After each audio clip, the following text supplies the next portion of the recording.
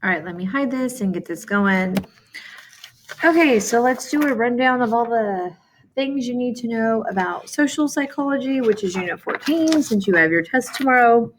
Hopefully that vocab quiz from today helped you realize what you need to go back and study and look over because you forgot.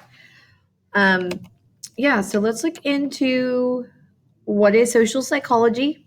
So it's studying how people relate to others.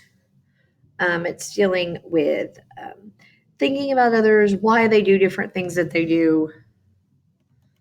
And this is somebody else's PowerPoint, but it's pretty good. So things that kind of play into social psychology are attitude, attraction, aggression, group behavior.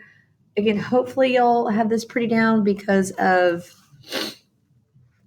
the movie Dead Poet Society. Like hopefully that was able to help you realize what some of these things were. Okay, so attitudes, beliefs, and feelings about something. A lot of things play into your attitude. So, like mere exposure effect or familiarity.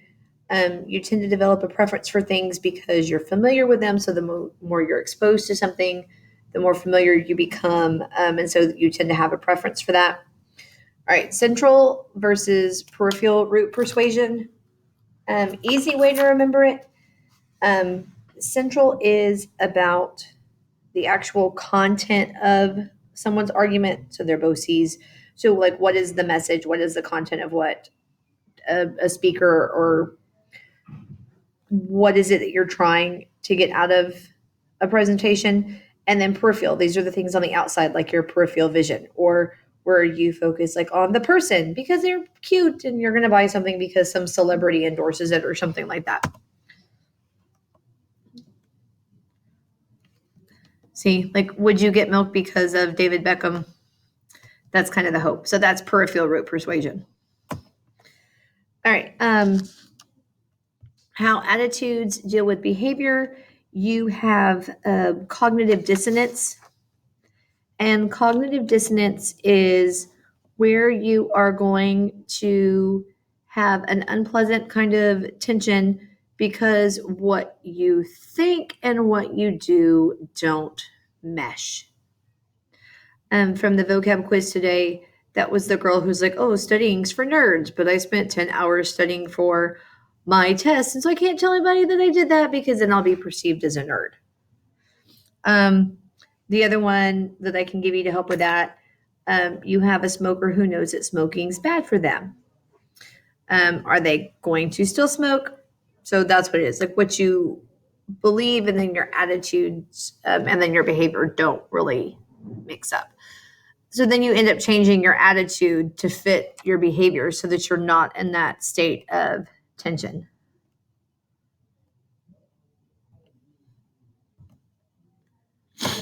So, good example. You have a belief that cheating is bad, but you cheat anyway.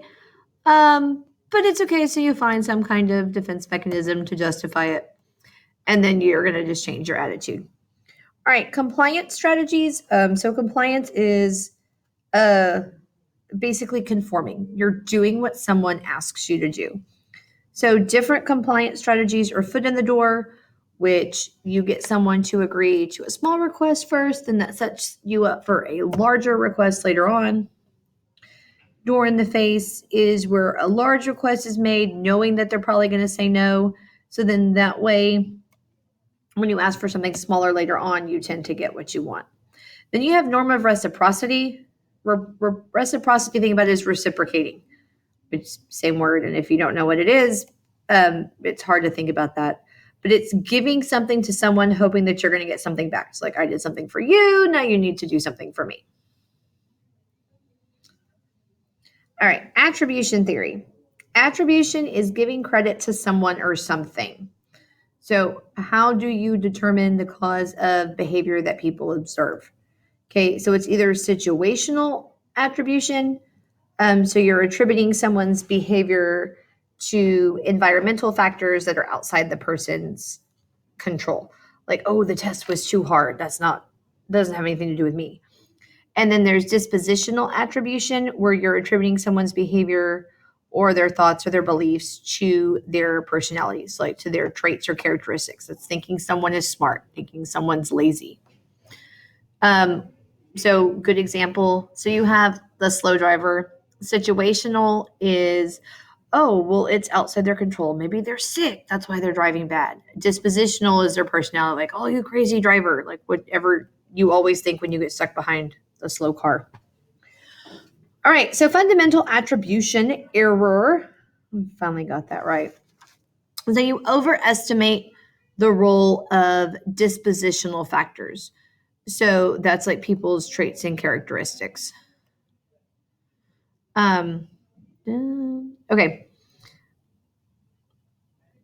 And there's a lot of things that go with that. You have self-serving bias. So that's where you tend to take credit for something good that happens. Like if you win, oh, yay, it's because I'm awesome. But then if you lose, oh, it's not me, it's the coach, or oh, the refs were bad or something. It has nothing to do with you. So you're trying to overestimate the role of other factors. That's what fundamental attribution error is. All right, so now on to stereotypes, prejudice, and discrimination. Where are my notes? Okay. So stereotyping is overgeneralizing ideas about a group of people. So from the quiz today, like all New Yorkers are rude and bossy and loud, and everyone from California is attractive. If you've seen those commercials for California, like the tourist board, where they're like, oh, everyone thinks that we're just like a whole bunch of beach bums or whatever, where it's all the different stereotypes of people from California. Prejudice is it's a learned prejudgment toward people based on their membership in some kind of group. So it's undeserved. It's usually negative, but like I said, it's your attitudes toward a group of people. And then discrimination is an action based on prejudice. So because you don't like someone, you're not going to open the door for them or something to that effect. But that's the difference between stereotyping, which is just generalization. Prejudice is a negative attitude, and then discrimination is an action based on your prejudice. All right, so how does prejudice occur? You have just world phenomenon where you have, hold on. Let me pause here because the bell's about to ring.